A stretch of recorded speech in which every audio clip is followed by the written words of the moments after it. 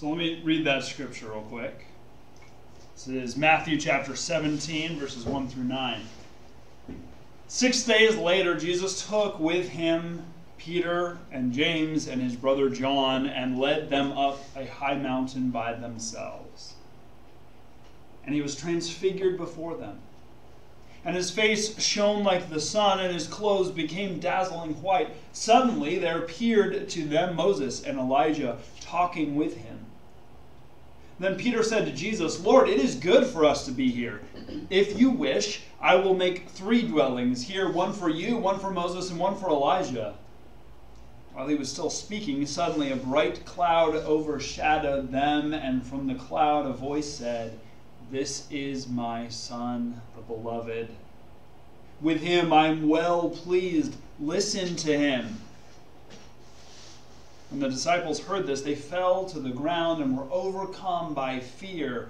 But Jesus came and touched them, saying, "Get up and do not be afraid."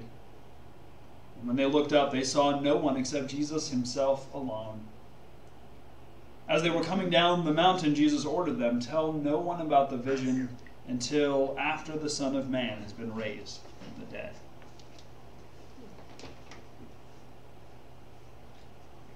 So Jesus takes these 3 disciples to a large mountain. Why do you think he led them up a mountain? So they might feel closer to God. Right. There's getting away from the crowds. Mm-hmm. There's something about being up high, and especially in nature, where there's kind of a thin place, right? A place where it feels like you're closer to God. Not literally true, but it can be very true nonetheless, right? Away from the crowds is another thing, right? This is a harder journey, and not everybody can do this. Maybe you leave some of your problems behind and you can be more open to what he's teaching you. Yeah. Just by physically leaving a place, but also just sort of the exertion, right? You go up sort of a high hill, and you just kind of, that's part of it, is you just, as you're exerting yourself, as you're walking this up, you get to kind of leave stuff behind. Right?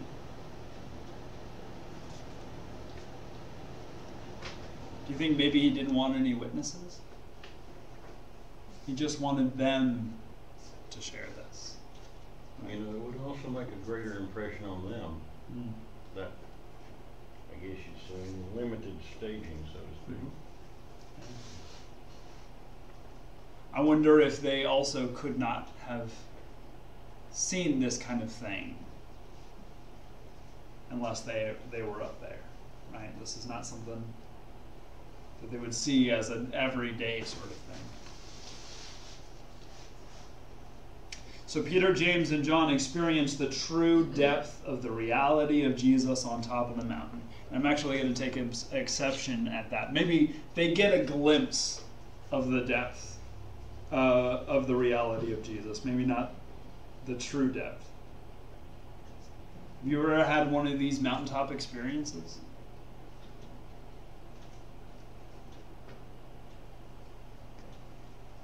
Maybe, maybe not. Moment where kind of everything's clear. If you've experienced being on top of a mountain with Jesus tonight, or if you experience, this is hypothetical, if you experience being on top of the mountain with Jesus tonight, how do you think you would live the next 24 hours of your life? Would it be different? Yeah, right? Slightly different perspective. Why is it only 24 hours, Beth? There's a limit to how much attention we pay. Absolutely, we're still human, Yeah. right? And we can have those high mountaintop experiences, and then we go back to the valley.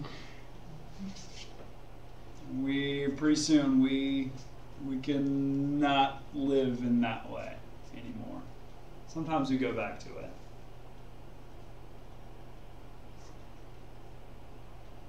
How do you respond to this idea that Jesus can be a hobby or a game? I think that's probably true. Maybe we don't realize sometimes that we're doing that. Right. We don't want to, but sometimes we act that way. How would you describe a hobby? What is that? And you enjoy doing it. It takes. You do something like that occasionally.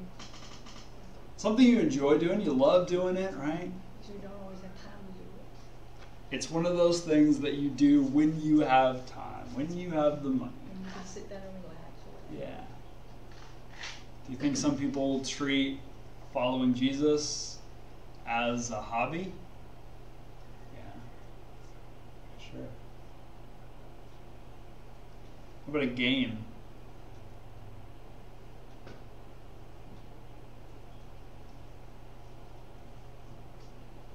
Sometimes we can treat it like a nice escape. Oh yeah, I'm gonna go to church and just pretend like everything's nice and good, and then I'll go back to regular Monday morning, right? And it's different. It's a different world that I live in there than it is on Sunday.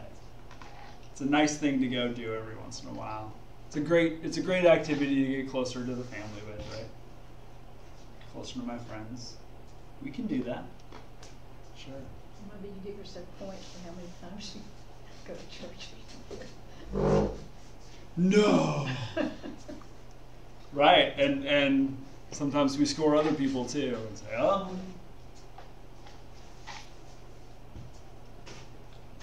Let's stay on the mountaintop and look at some other things.